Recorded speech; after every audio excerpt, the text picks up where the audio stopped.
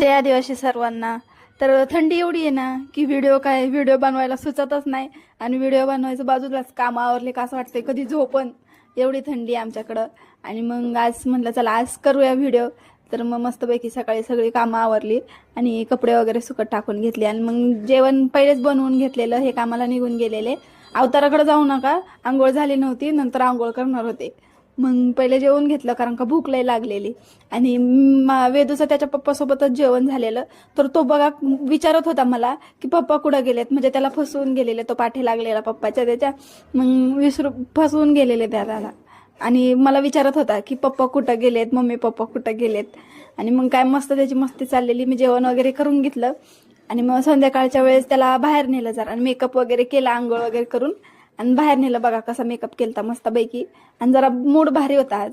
आणि मग बाहेर नेलं त्याला मस्तपैकी. तर ताईंनी ऊस आणलेला, शिल्पाताईंनी. मग मस्तपैकी ऊस खाणं चाललेलं इथं सगळ्यांचंच. तर आमच्या काकू बघा कशा मस्त ऊसावर ताव मारतात.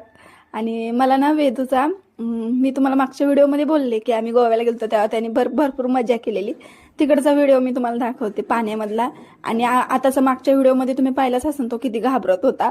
आणि ह्या वेळेस पहिले गेलतो तेव्हा बघा किती त्या पाण्यामध्ये तो मस्ती करत होता, निघतच नव्हता बाहेर. तर चला मग भेटूया